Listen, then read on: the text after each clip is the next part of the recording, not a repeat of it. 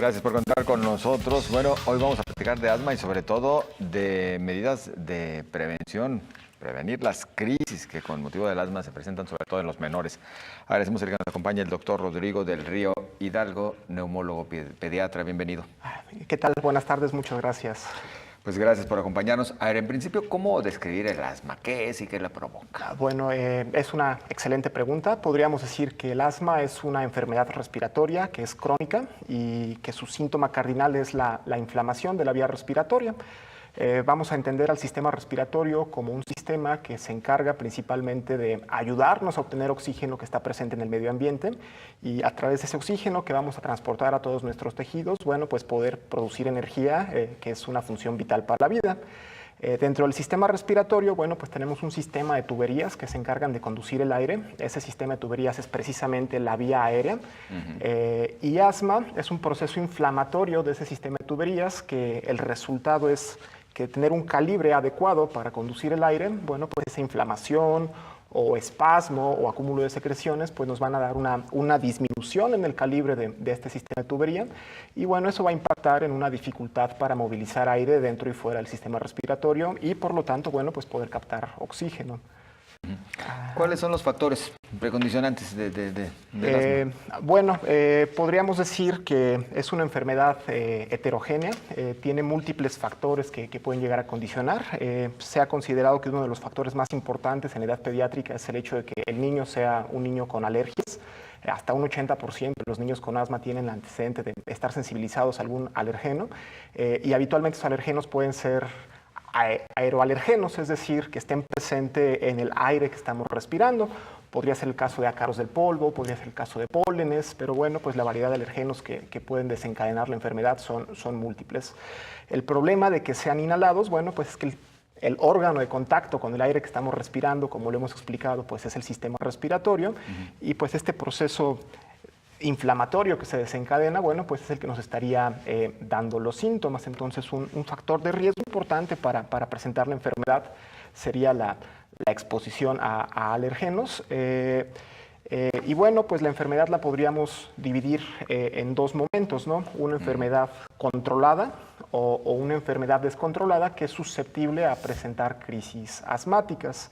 Me gustaría hablar un poquito acerca de la presencia de crisis asmática. Una crisis asmática sería una pérdida de control en los síntomas con un estrechamiento importante de la vía respiratoria, con una dificultad para llevar aire de manera eficiente al pulmón.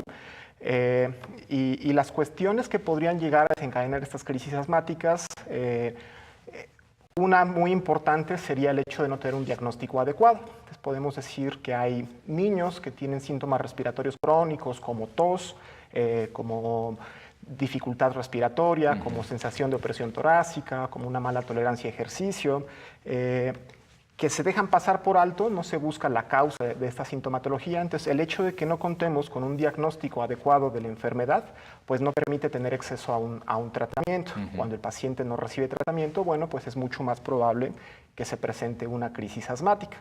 Muchas veces reciben el tratamiento, pero por cuestión de mal entendimiento de cómo es que se tiene que utilizar el tratamiento, bueno, no tenemos un adecuado apego al mismo. Muchas veces hemos visto en medios de comunicación, estamos familiarizados con que un niño asmático llega a utilizar un inhalador. Las películas lo utilizan bastante, ¿verdad? Así es. Y bueno, un caso común en las películas es que el niño agarra el dispositivo, lo pone directo en boca y lo administra directo en cavidad oral. Tendríamos que decir que la velocidad de salida del fármaco es alrededor de 80 kilómetros por hora, es una velocidad bastante importante, y la capacidad de un niño de inhalar rondará sobre unos 10 kilómetros por hora, es decir, hay un desfase completo de las velocidades de inhalación y de disparo, y por lo tanto eso condiciona que una gran cantidad del medicamento se quede impactado en garganta y que nunca llegue al sitio donde tiene que hacer su efecto.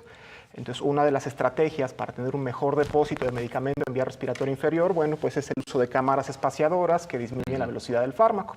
Entonces, podemos tener un niño con síntomas respiratorios crónicos que acude de manera adecuada con un médico que evalúa, hace un diagnóstico certero, prescribe un tratamiento, pero si no administramos el tratamiento de manera adecuada, a pesar de tener un buen diagnóstico y un buen fármaco, bueno, pues estamos en riesgo de presentar crisis. Doctor, ¿cuál es la incidencia del asma, sobre todo en menores? Bueno, en nuestro medio aquí en México se habla de una prevalencia estimada de entre un 8 y un 13%. En números redondos podríamos poner 10%.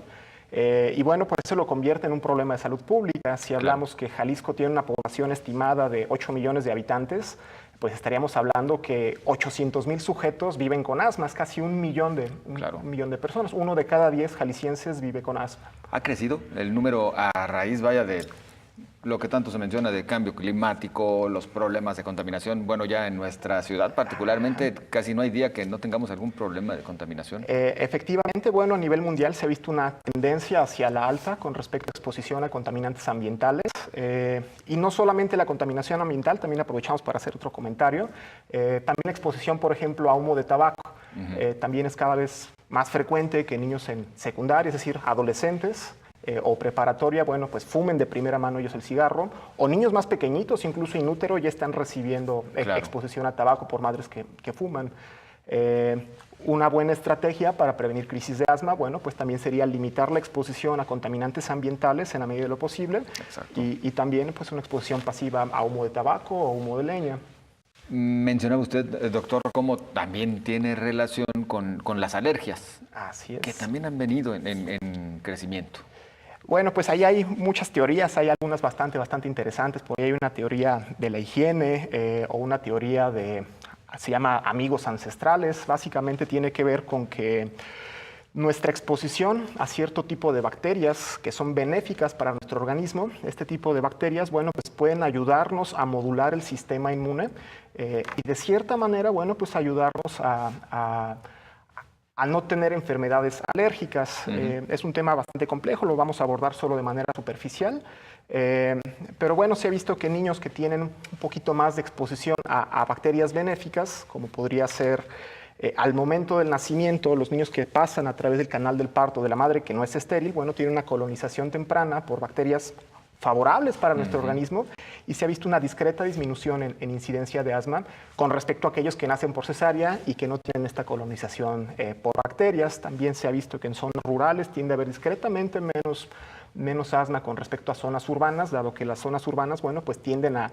intentar esterilizar los ambientes en los que vivimos. Claro. Estamos rodeados de antisépticos, antibióticos y toda una serie de medidas para vivir en ambientes lo más estériles posibles. Bueno, pues estos ambientes estériles podrían llegar a favorecer que, dado que no estamos en contacto con bacterias, nuestro organismo y sus defensas monten respuestas de tipo alérgico. No profundizamos, no es mi área, es más área de inmunólogos, alergólogos, pero es una realidad que estas situaciones suceden. Doctor, ¿cómo debemos proceder entonces? A ver, yo diría tanto para detectar si nuestro menor ya padece asma y después para evitar estas crisis, para prevenirlas. Bueno, como comenta, lo primero es tener un diagnóstico adecuado. Lo segundo, bueno, pues es seguir al pie de la letra el tratamiento que se nos ha prescrito. Iniciábamos la charla platicando que es un problema crónico, por lo tanto el tratamiento es un tratamiento crónico. Estamos acostumbrados a tratamientos de 5 a 7 días y suspendemos. En el caso de asma, bueno, son tratamientos que se pueden prolongar por 2 o 3 meses, incluso más según la individualización del caso.